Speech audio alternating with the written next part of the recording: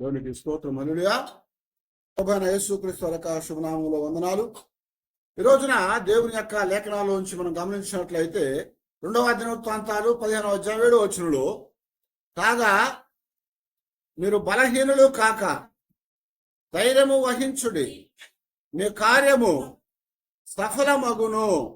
దేవుడు ఒక చక్కటి మాట మనకి ఇక్కడ జ్ఞాపకం చేస్తా ఉన్నాడు. ఈ మాటలు మనం చదువుతా ఉంటే దేవుని యొక్క లేఖనాల్లో ఎందుకు దేవుడు ఈ మాటని ఆశాకి సెలవిచ్చాడని మనం చూసినట్లయితే, ఆశా యొక్క జీవితంలో శ్రమ కలిగింది, ఆశా యొక్క జీవితంలో ఇబ్బంది, ఆ యొక్క శోధన అనేది ఎదురొచ్చింది. వాటన్నిటిలో కూడా ఏమి చేయలేని పరిస్థితిలో ఉన్నటువంటి ఆశా యొక్క జీవితానికి దేవుడు మేలు చేయటానికి, ఆయన చేస్తున్నటువంటి కార్యాల్లో సహాయం చేయటానికి ప్రవక్త అయినటువంటి ఒబేదును పంపించాడు. ఇక్కడ ప్రవక్త అయిన ఒబేదును పంపించి ఒబేదుతో ఈ మాట సెలవిస్తా వచ్చాడు. ఏమని చెప్తున్నా కాగా మీరు బలహీనులు కాక ధైర్యము వహించండి, మీ కార్యము సఫలమగునని చెప్తున్నాడు. చాలా పర్యాయాలు మన జీవితాల్లో మనం గమనించినప్పుడు అనేకమైనటువంటి శోధనలు, బాధలు, ఇబ్బందులు, అసౌకర్యాలు, నిరుత్సాహాలు ఎదురవుతూ ఉంటాయి. అవి ఎలాంటివైనా కావచ్చు, కానీ వాటన్నిటిలో కూడా మనకి ఏమవుతూ ఉంటుందంటే బలహీనత కలుగుతూ ఉంటుంది. వాటన్నిటిలో మనం ధైర్యాన్ని కోల్పోతూ ఉంటాము. అందువలన మనం చేసే పనిని విడిచిపెట్టి ఏమి చేయాలో అర్థం కాక నిరస్రాయులుగాను నిరుత్సాహంతో ఉన్నటువంటి వారంగా ఉంటాము. కానీ అదే పరిస్థితిలో ఇప్పుడు ఆశా ఉన్నాడు.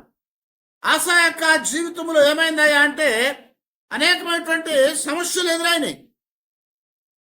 అవన్నీ ఏంటయ్యా అంటే దేశంలో ఉన్నటువంటి పరిస్థితులు, ఒకటి విగ్రహారాధన, రెండవది శత్రువుల యొక్క సమూహాలు యుద్ధానికి వచ్చేసినాయి. అంతేకాకుండా అంతరంగంగా అనేకమైనటువంటి ఇబ్బందులు కలుగుతూ ఉన్నాయి కుటుంబంలో. వాటన్నిటిని బట్టి ఆయన చేయవలసినటువంటి కార్యములు చేయలేక బలహీనమవుతూ మరి ధైర్యాన్ని కోల్పోతా ఉన్నాడు. అప్పుడు దేవుడు ప్రవక్త అయినటువంటి ఒబేదును పంపించి ఈ మాటలు ఆశాతో సెలవిచ్చాడు. అసలు ఇక్కడ సంగతి మనం గమనించినట్లయితే ఒబేదు ఏంటి, ఇక్కడ ఆశా ఏంటని మనం గమనించినట్లయితే, ఆశ వాస్తవానికి యూదా దేశాన్ని ఏలుతా ఉన్నటువంటి 3వ రాజు. ఇక్కడ యూదా దేశం అన్నామంటే ఇశ్రాయేల్ దేశం మరి ఒకటి ఉంది. అంటే మొట్టమొదట దేవుడు ఇశ్రాయేల్ ప్రజల్ని ఏలుబడి చేశాడు. అయితే వారు రాజు కావాలని ఇబ్బంది పెట్టడం ద్వారా దేవునికి, ప్రవక్తకి దేవుడు ఒక రాజుని వారికి ఏర్పాటు చేశాడు. ఎవరిని? సౌలుని ఏర్పాటు చేశాడు. సౌలు 40 సంవత్సరాలు పరిపాలించిన తర్వాత దావీదు వచ్చాడు. దావీదు కూడా 40 సంవత్సరాలు పరిపాలించాడు. దావీదు తర్వాత ఆయన కుమారుడు సొలొమోను 40 సంవత్సరాలు పరిపాలన చేశాడు. వీరు ముగ్గురు కూడా 40 సంవత్సరాలు పరిపాలన చేసిన తర్వాత ఏమైందంటే సొలొమోను దేవునికి వ్యతిరేకమైపోయాడు చివరి దినాల్లో. ఆ చివరి దినాల్లో దేవుని విడిచిపెట్టేసి తను చేసుకున్నటువంటి అన్య భార్యల మరి వారి వైపు తన హృదయాన్ని తిప్పివేశాడట దేవుని మీద నుంచి. అందువలన దేవుడు సొలొమోను కాలంలో ఏం చేశాడంటే దేశం అనేది 2గా విడిపోయింది. సొలొమోను మరణం తర్వాత దేశం అనేది 2గా విడిపోయింది. ఒకటి యూదా దేశము, రెండోది ఇశ్రాయేల్ దేశము. 2.5 గోత్రాలేమో యూదా దేశం అయిపోయింది, మిగిలినటువంటి గోత్రాలన్నీ కూడా ఇశ్రాయేల్ దేశం అయిపోయింది. ఇప్పుడు యెరూషలేము కేంద్రంగా యూదా దేశము పరిపాలన చేస్తూ ఉంటే షోమ్రోను కేంద్రంగా ఇశ్రాయేల్ దేశం పరిపాలన చేస్తూ ఉంది. సొలొమోను బ్రతికుండగా తన సేనాపతి అయినటువంటి వాడు రెహబామును చంపాలనుకున్నాడు. అయితే వాడు పారిపోయి ఐగుప్తులో దాక్కున్నాడు.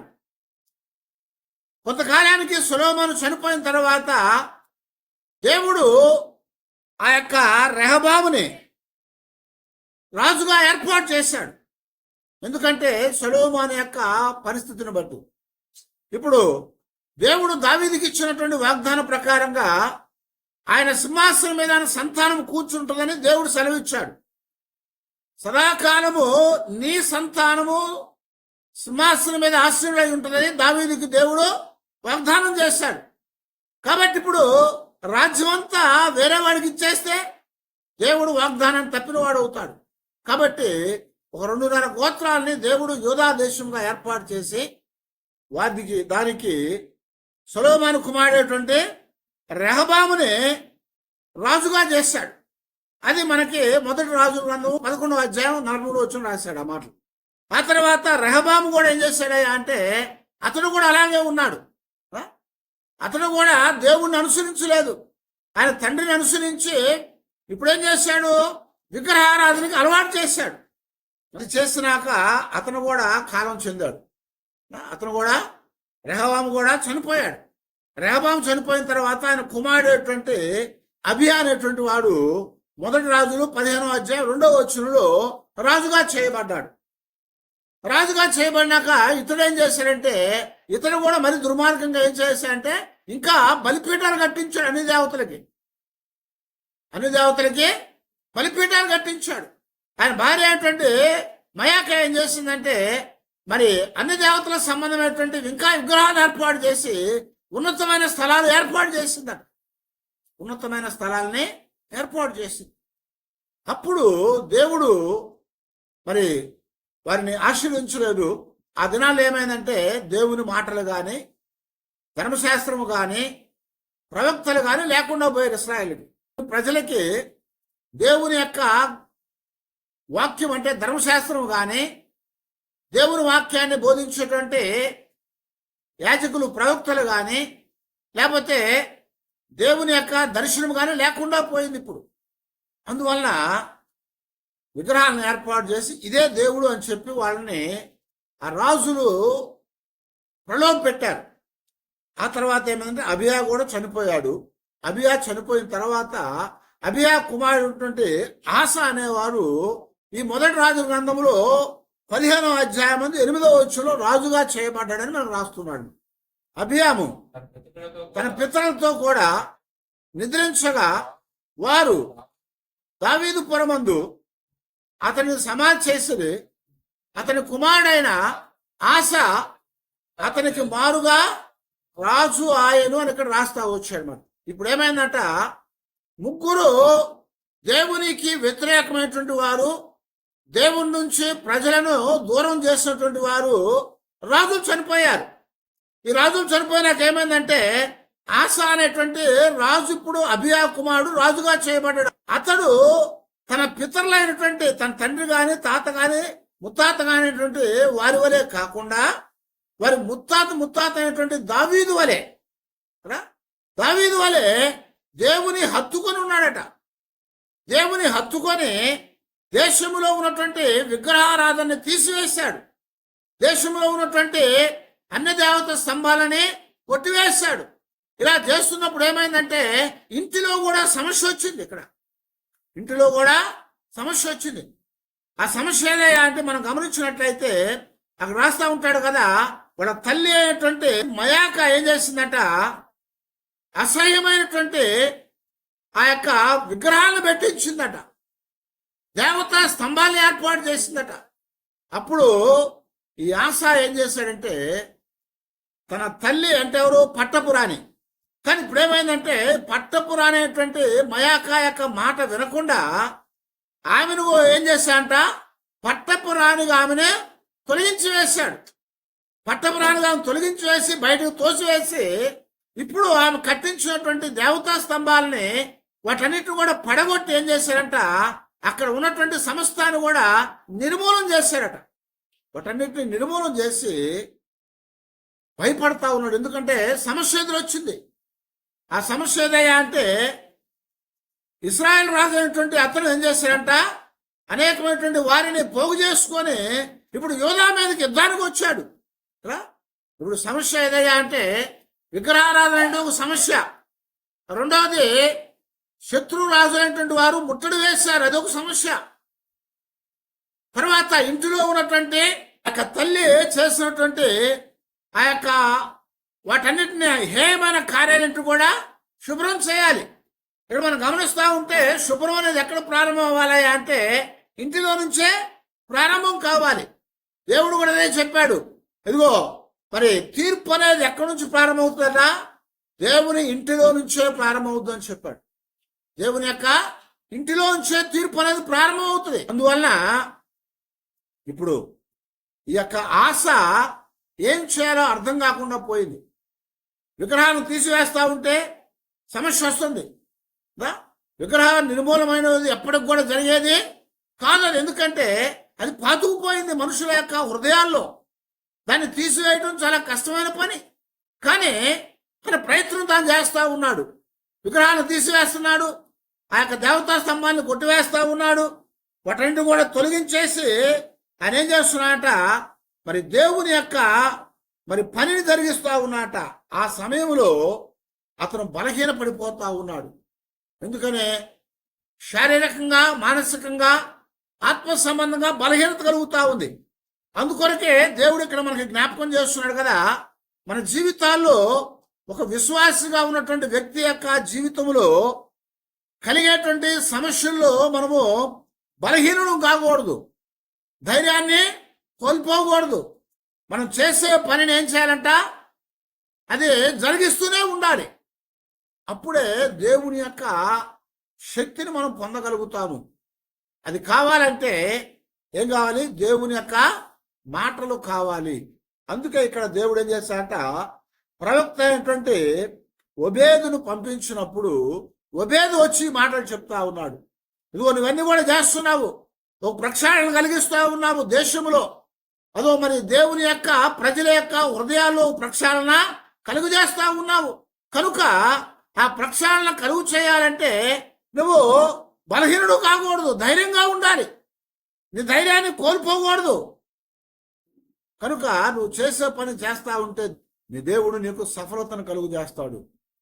కాబట్టి ఇప్పుడు ఆశ యొక్క జీవితంలో దేవుని యొక్క ప్రోత్సాహాన్ని దేవుడు అందించాడు. ఇప్పుడు మనం కూడా సమస్యల్లో, బాధల్లో, ఇరుకుల్లో, ఇబ్బందుల్లో ఉన్నప్పుడు దేవుని యొక్క మాటలు మనకు అవసరమైనని చెప్తున్నాడు. దేవుని యొక్క ఉపదేశం మనకు కావాలి. ఇప్పుడు మన పరిస్థితి అక్కడ గమనించినప్పుడు యూదా దేశంలో ఎలాగుందట, ఆ ప్రజలకి దేవుడు లేడు, దేవుని మాటలు లేవు, దేవుని యొక్క ప్రవచనము లేదు. కనుక ఇప్పుడు అలాంటి సంఘటనలు జరుగుతున్నటువంటి పరిస్థితుల్లో దేవుని యొక్క మాటలు ఎంతో అవసరమైనవి. అవి ఇక్కడ మరి ప్రవక్త అయినటువంటి ఒబేదు ద్వారా దేవుడు ఆశాకి అందించున్నాడు అనమాట. అక్కడ మనం గమనిస్తూ ఉంటే ఇప్పుడు ఆశ చేసినటువంటి పని ఏదయ్యా అంటే ఆత్మ సంబంధమైనటువంటి ప్రక్షాళన కలుగు చేస్తూ ఉన్నాడు. ఆత్మ సంబంధమైన ప్రక్షాళన, హృదయాలు శుద్ధి చేయబడాలి. ఎందుకంటే ఇర్మియా గ్రంథంలో రాయబడతా ఉంటుంది, హృదయం అనేది అన్నిటికంటే మోసకరమైనటువంటిది, అది ఘోరమైన వ్యాధి కలిగింది, దాన్ని గ్రహించగలవాడు ఎవడూ లేడు. కనుక ఇప్పుడు బయట ఎలాగైతే విగ్రహాలతో దేశం నిండిపోయిందో ఆ యూదా జనాంగం యొక్క హృదయాల్లో కూడా ఆ విగ్రహ సంబంధమైనటువంటి ఆ బలమైనటువంటి పాతుకుపోయింది. వారికే కాదు, మనకు కూడా అలాంటిదే పాతుకుపోయింది. అందుకనే వాటన్నిటిని కూడా తీసివేయాలి అని చెప్తున్నాడు. వాటన్నిటి కూడా శుభ్రం చేయబడాలి, వాటన్నిటిని కూడా తొలగించుకోవాలి. అవి తొలగించుకోవటానికి దేవుని బలాన్ని పొందటానికి దేవుడు ప్రవక్త ద్వారా ఆశాతో సెలవిచ్చాడు ఈ మాటలు. మనము కూడా ఒకవేళ ఇబ్బందుల్లో ఉంటే, ఇరుకుల్లో ఉంటే, సమస్యల్లో ఉంటే, శోధనలో ఉంటే, ఏదైనా ప్రక్షాళన చేయవలసినటువంటి పరిస్థితి ఉంటే మనం కృంగిపోతూ ఉంటాం, ఏం చేయలేని పరిస్థితుల్లో. కానీ దేవుడు మనతో మాట్లాడుతున్నాడు కదా, నువ్వు బలహీనుడు కావద్దు, ధైర్యంగా ఉండు, నీ ధైర్యాన్ని విడిచిపెట్టొద్దు అని చెప్తున్నాడు. నీ ధైర్యాన్ని విడిచిపెట్టకుండా నువ్వు పనిని ముందుకు కొనసాగించాలి. ఆ పనిని వారు ముందుకు కొనసాగిస్తున్నప్పుడు దేవుడు ఆయనకు కావలసినటువంటి గొప్ప శక్తిని అనుగ్రహించాడు. మన జీవితాల్లో కూడా ఉజ్జీవం రావాలంటే, మన జీవితాల్లో కూడా నెమ్మది కలగాలి, ప్రక్షాళన కలగాలి, సమాధానంగా ఉండాలంటే మొట్టమొదటి ఏం చేయాలంట, మనలో ఉన్నటువంటి ఆ సమస్తమైనటువంటి ఆటంకాలు తొలగించబడాలి. ఇక్కడ యూదా ప్రజలకి కలిగినటువంటి ఆటంకాలు ఏంటి? ఏం కలిగినాయి? విగ్రహాలు. దేశంలో సొలొమోను పెట్టించిన విగ్రహాలు, సొలొమోను కుమారుడు యెరోబాము పెట్టించినటువంటి విగ్రహాలు, అలాగే ఆయన కుమారుడు అబియా పెట్టించినటువంటి విగ్రహాలు, ఇవన్నీ కూడా మరి 3 తరాలుగా మనుషుల యొక్క, జనాల యొక్క హృదయాల్లో పాతుకుపోయినాయి. అవన్నీ కూడా వారి యొక్క జీవితాల్లో దేవుని వైపు తిరగకుండా, వాళ్ళ జీవితాల్లో సమాధానము, నెమ్మదిని, సంతోషం కలిగి ఉండకుండా ఇబ్బంది కలుగు చేస్తూ ఉన్నాయి. కాబట్టి ఇప్పుడు జనులకు దేవుడు కావాలి. ఆ ప్రజలందరూ కూడా ఇస్రాయేలు యూదా వారికి ఇప్పుడు ఎవరు కావాలంట? దేవుడు కావాలి. మనకు కూడా దేవుడు కావాలంటే మనలో ఉన్నటువంటి దేవునికి ఆటంకమైన వాటినన్నింటినీ తొలగించుకోవాలి. అందుకని దావీదు చక్కటి ప్రార్థన చేశాడు, దేవా నీకు ఆయాసకరమైన వాటన్నిటిని కూడా నాలో నుంచి తీసివేయి, నీకు ఆయాసకరమైన వాటన్నిటిని నాలో నుంచి తీసివేయి ప్రభు అని చెప్పి దావీదు దేవుని యొక్క సన్నిధిలో ప్రార్థన చేశాడు. అలాగ ప్రార్థన చేయటం ద్వారా ఏమైందా అంటే, దేవుడు దావీదు హృదయంలో ఉన్నటువంటి దేవునికి వ్యతిరేకమైనటువంటి, దేవునికి ఆయాసాన్ని కలిగించే వాటన్నిటి కూడా తొలగించి వేశాడు. కనుక దావీదు జీవితంలో నెమ్మదిగా ఉండగలిగాడు. దావీదు జీవితంలో దేవుని అంటిపెట్టుకొని జీవించగలిగాడు. దేవుని అంటిపెట్టుకొని జీవించగలిగాడు. అందుకనే దావీదుకి దేవుడు ఇచ్చినటువంటి ఒక చక్కటి ఆ బిరుదేంటి? దావీదు నా హృదయానుసారుడు. గమనించారా? దావీదు నా హృదయానుసారుడు. చాలా పర్యాలు మనకు అనిపిస్తుంది కదా, ఎందుకు దేవుడు దావీదు నా హృదయానుసారుడు అని చెప్పాడు? దావీదు అంతగా హృదయాన్ని వెంబడించాడా? దావీదు తప్పులు చేయలేదా? దావీదు మరి దేవునికి వ్యతిరేకంగా నడుచుకోలేదా? దావీదు పాపం చేయలేదా అనిపిస్తుంది మనకి.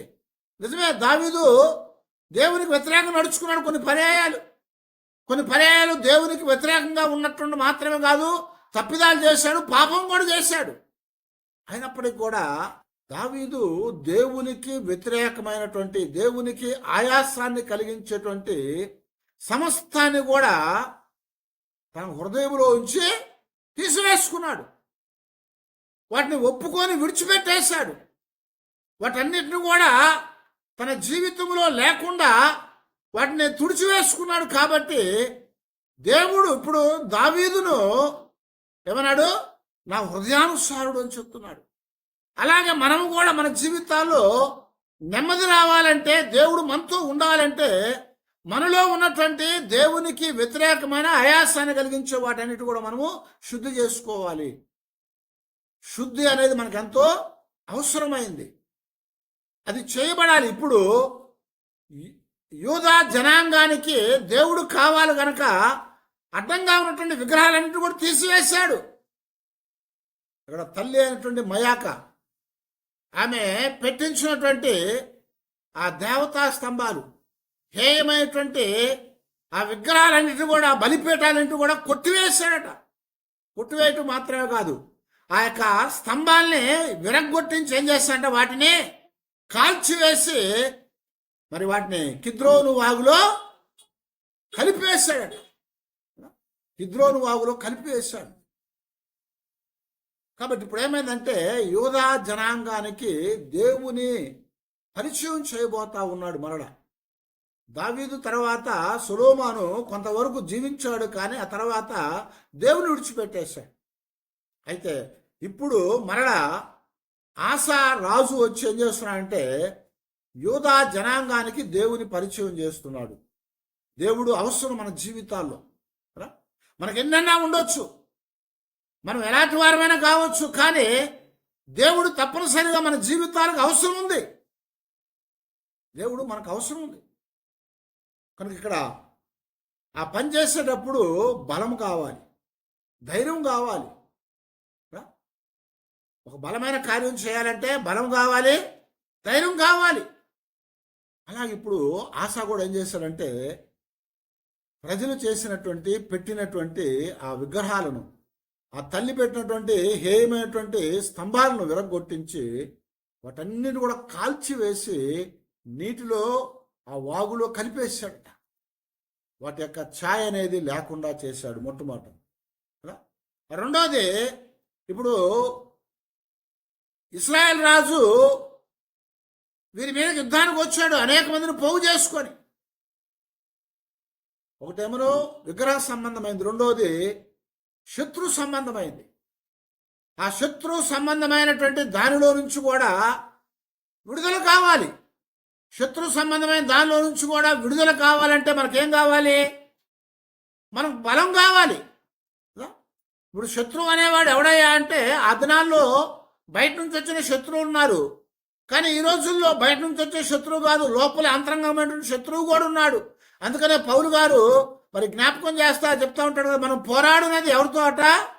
శరీరంతో కాదు, కానీ అంధకార సంబంధమైనటువంటి శక్తులతో పోరాడుతున్నాము, చీకటి శక్తులతో పోరాడుతున్నాం. కనుక మన జీవితాల్లో అంధకార సంబంధమైనటువంటి లోకనాథులు, చీకటి శక్తులతో మనం పోరాడుతున్నాం. కనుక వాటిని జయించాలంటే మనకేం కావాలని చెప్తున్నాడు? బలము కావాలి, ధైర్యము కావాలి. బలము, ధైర్యము కావాలి. ఇప్పుడు ఆ పరిస్థితిలో ఉన్నటువంటి ఆశా యొక్క జీవితానికి దేవుడు ఉబేదైనటువంటి ప్రవక్తను పంపించి బలపరుస్తూ వచ్చాడు. దేవుని లేఖనాల్లో మనం గమనిస్తూ ఉన్నట్లయితే మరి ఇలాంటి బలముతో కూడినటువంటి మాటలు దేవుడు తన ప్రజలైనటువంటి వారికి, తన సేవకులైనటువంటి వారికి అనేక పర్యాలు వినిపించాడు. యెహోషువ గ్రంథంలో 1వ అధ్యాయం 9వ వచనం చూడండి.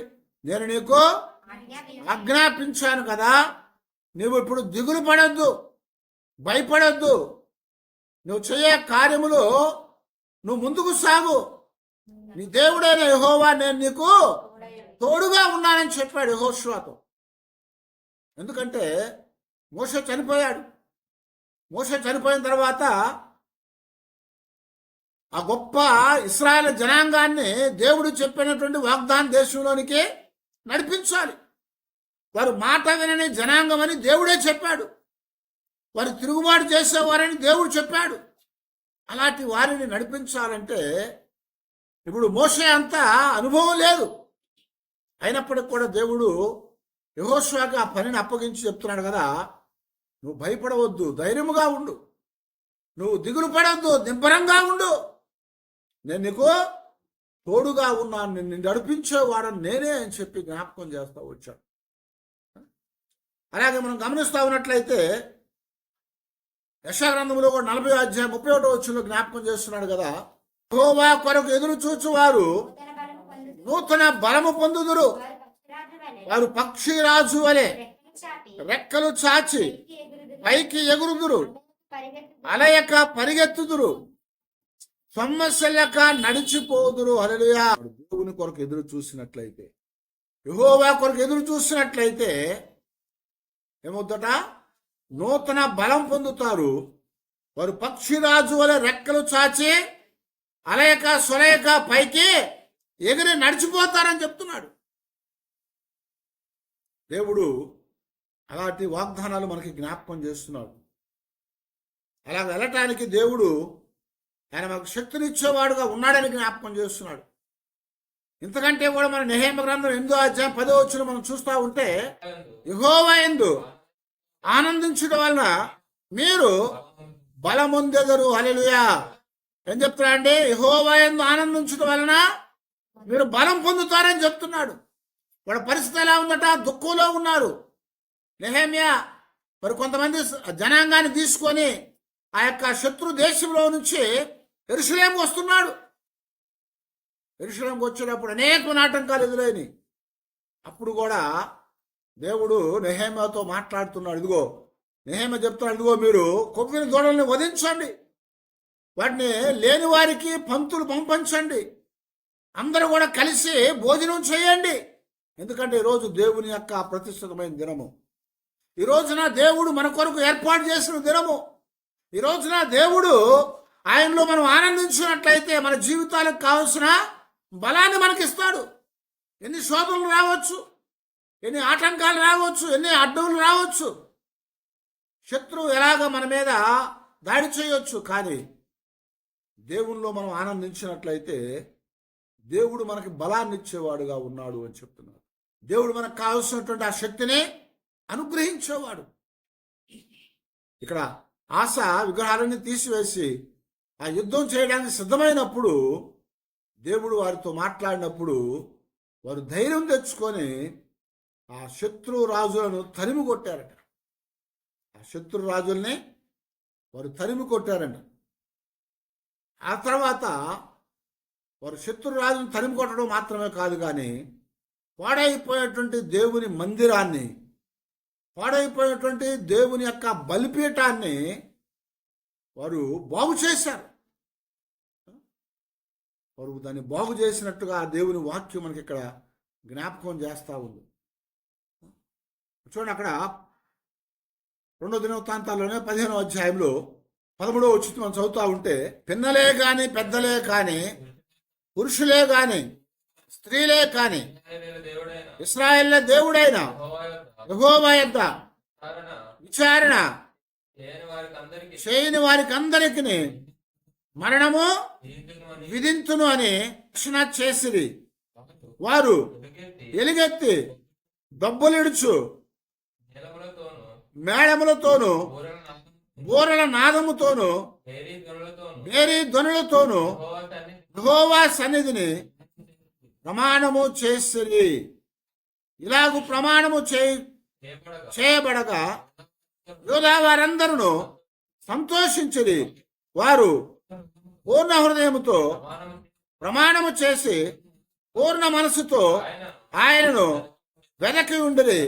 కనుక యెహోవా వారికి ప్రత్యక్షమై చుట్టూనున్న దేశస్థులతో యుద్ధములు లేకుండా వారికి నెమ్మది కలుగ చేసను. హల్లెలూయా. ఏం చేశారండి? ఇక్కడ ఆశ చెప్తా వచ్చాడు. ఏమంటున్నాడంట? ఎవరైనా సరే దేవుని దగ్గర విచారణ చేయకపోతే నిష్కపటముగా వారు మరణ శిక్ష పొందుతారు. వారందరూ కూడా ఏమవుతారంట? మరణానికి అప్పగించబడతారని చెప్పాడు. విగ్రహాన్ని విడిచిపెట్టాలి, వాటిని విడిచిపెట్టి దేవుని దగ్గరికి రావాలి, దేవుని దగ్గర విచారణ చేయాలి, దేవుని యందు బలాన్ని పొందాలని చెప్పాడు. అలాగ చేయకపోతే వారందరూ కూడా మరణ శిక్ష పొందుతారని చెప్పినప్పుడట యూదా ప్రజలందరూ కూడా కేకలు వేసుకుంటా, ఎలుగెత్తి బొబ్బలు పెట్టి ఏడ్చుకుంటా, మేళాలతో బోరలతో ప్రమాణం చేశారట. ఏమని ప్రమాణం చేశారు? మా పూర్ణ మనస్సుతో పూర్ణ హృదయముతో మేము ఆయనను వెతుకుతాము, మాకు ఆయన కావాలని ప్రమాణం చేశారు. కాబట్టి వారు అలాగ ప్రమాణం చేసి ఆయనను వెతికారు. కాబట్టి ఇప్పుడు ఏమైందట? యెహోవా వారికి ప్రత్యక్షమాయను. హల్లెలూయా. దేవుడు వారికి ప్రత్యక్షమయ్యాడు. కనుక ప్రియ దేవుని బిడ్డలారా, మనము కూడా మన జీవితాల్లో వాటన్నిటిని విడిచిపెట్టి దేవునికి ప్రమాణము చేయాలి. పూర్ణ మనసుతో, పూర్ణ ఆత్మతో, పూర్ణ బలముతో దేవుని సేవించమని ఆజ్ఞలో మొట్టమొదటి ఆజ్ఞ ఇవ్వబడింది. కాబట్టి మనం ఇప్పుడు ఏం చేయాలి? మొట్టమొదటి ఆజ్ఞను మనం పాటించే వారంగా ఉండాలి. దాన్ని పాటించి దాని ప్రకారము పూర్ణ మనసుతో దేవునికి ఆరాధన చేయాలి, దేవుణ్ణి వెతకాలి. ఇప్పుడు యూదా ప్రజల యొక్క మనసు ఎలాగుంది? ఎక్కువ శాతము విగ్రహాల వైపు ఉంది, ఎక్కువ శాతము దేవునికి వ్యతిరేకంగా దూరంగా ఉంది. కనుక ఇప్పుడు ఏం చెప్తున్నాడు కదా, పూర్ణ మనస్సుతో మరి దేవుని వెతకాలని, దేవుని సన్నిధిలో ప్రమాణము చేయాలని చెప్పినప్పుడు వారు భయపడి కేకలు వేసుకుంటా, బోరలు ఊదుకుంటా, మేళాలతో తాళాలతో యెహోవా సన్నిధిలోనికి వచ్చి ప్రమాణం చేశాం. మనము కూడా దేవుని సన్నిధిలోనికి వచ్చి దేవునితో ప్రమాణం చేసినట్లయితే, దేవా నేరుగో నాతో ఉన్నటువంటి విగ్రహాలను తీసివేస్తాను, నాతో ఉన్నటువంటి శత్రువులను నేను తీసివేస్తాను, నాతో ఉన్నటువంటి నీకు ఆయాసకరమైన వాటిని నేను తొలగించుకుంటానని మనము దేవుని దగ్గర ప్రమాణం చేసినట్లయితే దేవుడు మన జీవితాలకు కావాల్సినటువంటి ఆ సమస్తమైనటువంటి ధైర్యాన్ని, బలాన్ని ఇచ్చి ఆయన మనకు ప్రత్యక్షమయ్యి ఆయన మనల్ని బలపరిచేవాడుగా ఉన్నాడని దేవుని యొక్క వాక్యం మనకి ఇక్కడ జ్ఞాపకం చేస్తూ ఉంది. కనుక దేవుని సన్నిధిలో మనం ఎల్లప్పుడూ కూడా దేవుణ్ణి వెంబడించే వారంగా ఉండాలి. అలా వెంబడిస్తున్నప్పుడు బలహీనలు అవుతాం, వ్యతిరేకత కలుగుతుంది, ఇబ్బంది వస్తుంది. కానీ వాటన్నిటిని జయించడానికి దేవుని హత్తుకొని మనం నడవాలి అని జ్ఞాపకం చేస్తున్నాడు. అందుకనే పౌలు గారు గలతీ పత్రికలో 6వ అధ్యాయం 9వ వచనంలో ఒక మాట చెప్తా ఉన్నాడు చూడండి. మనము మేలు చేయట యందు విసుకక ఉందుము. ఏమన్నాడు? మనము మేలు చేయట యందు విసుక్కుండా ఉండాలి. ఏంటా మేలు? మన జీవితాల్లో దేవుని వెతకడం మేలు. మన జీవితాల్లో ఉన్నటువంటి విగ్రహాలను తీసివేయటం మేలు. మన జీవితాల్లో దేవునికి ఆయాసకరమైన వాటిని అన్నింటిని కూడా మనము నిర్మూలన చేయటం అనేది మనకు మేలు. దేవుని యొద్ద విచారణ చేయటం అనేది మనకి మేలు. ఆ మేలు చేయటం ఏందట విసుగక ఉండాలి. విసుగకు ఉండాలి అని జ్ఞాపకం చేస్తున్నాడు. అందుకనే పౌలు మరొక మాట చెప్తా ఉన్నాడు. హెబ్రీయులకు రాసిన పత్రిక 12వ అధ్యాయంలో 3-4 వచనాలు చూడండి. మీరు అలసట పడకయు మీ ప్రాణములు విసుకయు ఉండునట్లు పాపాత్ముడు తనకు వ్యతిరేకముగా చేసిన తిరస్కారమంతయు ఓర్చుకొనిన ఆయనను తలంచుకొనుడి. హల్లెలూయా. ఏమనండి? మనం ఏం చేయాలంట? ఓర్పుగా ఉండాలి, సహనంగా ఉండాలి. మనకి ఇలాంటివన్నీ ఎదురైనప్పుడు ఏం చేయాలంటే మనము మనకంటే ముందుగా మన ప్రభు అయిన యేసుక్రీస్తు వారు ఓర్చుకొని సహించి వాటన్నిటిని కూడా జయించాడు. కనుక మనము కూడా అలాగే ఓర్చుకొని వాటన్నిటిని కూడా మనం జయించాలని చెప్తున్నాడు. వాటన్నిటిని మనము జయించాలి. అలాగే జయించినప్పుడు దేవుని యొక్క సన్నిధిలో మన జీవితాల్లో మనం బలాన్ని పొందగలుగుతాము. ఒక పని చేసేటప్పుడు బలహీనత కలుగుతుంది, అధైర్యం కలుగుతుంది. పని చేస్తూ ఉంటే ఏమవుద్ది? ఓపిక తగ్గుతూ ఉంటుంది కదా, శక్తి తగ్గుతూ ఉంటుంది. అలాగే పని చేస్తూ ఉంటే ఏమవుద్ది? అవుతుందో లేదో అంటే అధైర్యం కలుగుతూ ఉంటుంది. అయితే వాటన్నింటిని కూడా పక్కన పెట్టి మనం ఏం చేయాలంటున్నాడు? దేవుని యొక్క సన్నిధిలో మనం ముందుకి నడవాలి. ఎందుకంటే దేవుడు మన కార్యములను సఫలము చేసేవాడు. దేవుడు మన కార్యాలని సఫలం చేసేవాడు. ఆయన కొరకు మనం ఎతికితే ఆయన మనకి సహాయం చేసేవాడు. కీర్తనలో కూడా జ్ఞాపకం చేస్తున్నాడు. 73వ కీర్తన 28వ వచనం చెప్తున్నాడు కదా, నాకైతే దేవుని పొందు ధన్యకరం. ఏమన్నాడు ఇక్కడ? నాకైతే దేవుని యొక్క పొందు, దేవుని యొక్క సహవాసం అనేది ధన్యకరము.